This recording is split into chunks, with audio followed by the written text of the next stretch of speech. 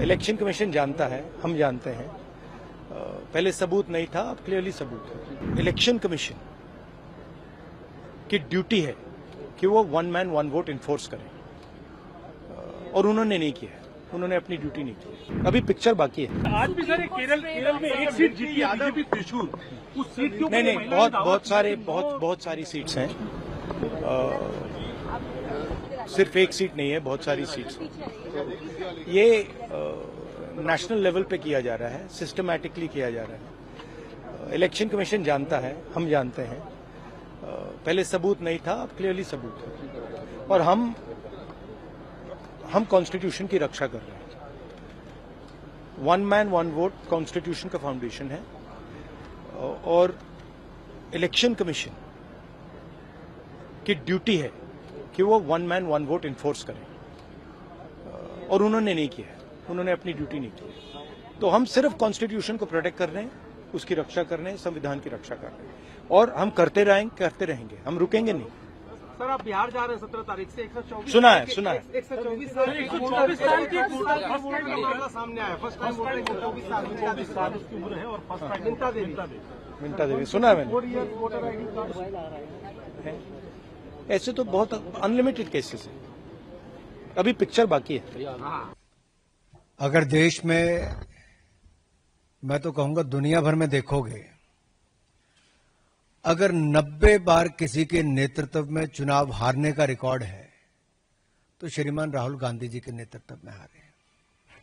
और पार्टी के अंदर भी राहुल गांधी जी के नेतृत्व पर सवाल खड़े होते हैं। अब जब वो चुनाव हार जाते हैं तो ईवीएम पर प्रश्न चिन्ह खड़ा करते हैं, तो कभी वोटर्स पर ठीकरा फोड़ते हैं।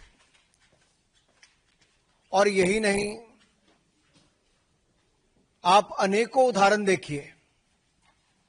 जब कांग्रेस ने कहा EVM is rigged for BJP, EVM machine की हेराफेरी कांग्रेस कहती रही। फिर उन्होंने कहा ईवीएम बैन करो, बैलेट पेपर को वापस लाओ। फिर अगला चुनाव हारे, कहा ईवीएम्स को रिमोटली हैक्ड किया जा सकता है। फिर कह दिया वीवीपैट 100% चेक सुनिश्चित करो। हर हार के बाद कांग्रेस ने नया बहाना ढूंढने का काम किया।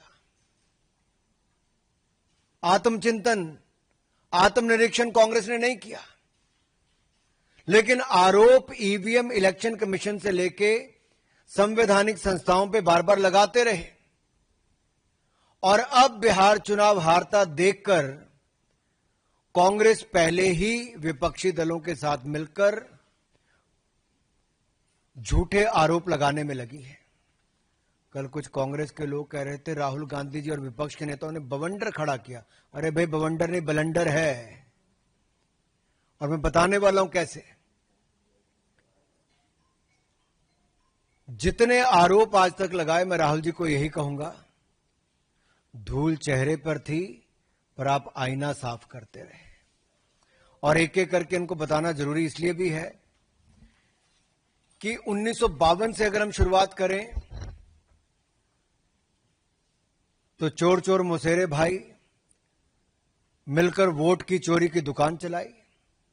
यानी कि कांग्रेस सीपीआई ने मिलकर संविधान निर्माता, एक संत जैसे नेता डॉक्टर भीमराव अंबेडकर जी को चुनाव हरवाया। और चुनावी भ्रष्टाचार की नींव कांग्रेस ने पहले चुनाव से 1952 में ही रख दी थी। डॉक्टर बाबा साहब अंबेडकर को हराने का काम किया, कांग्रेस सीपीआई ने मिलकर किया। और आप रिकॉर्ड चेक करिए, 74,333 वोट खारिज किए गए, जबकि डॉक्टर भीमराव अंबेडकर जी मात्र 14,561 वोट से हारे थे। कांग्रेस ने तो संविधान निर्माता एक दलित नेता को पहले चुनाव में निपटाने का काम कर दिया। और 21 अप्रैल 1952 को डॉक्टर अंबेडकर ने 18 पेज की याचिका दायर की। आप कल्पना कीजिए, जिन्होंने संविधान बनाया था, एक कांग्रेस और एक परिवार ने उसी संविधान निर्माता को चुनावों में धांधली करके हरा दिया। ये चुनावी भ्रष्टाचार का पहला उदाहरण।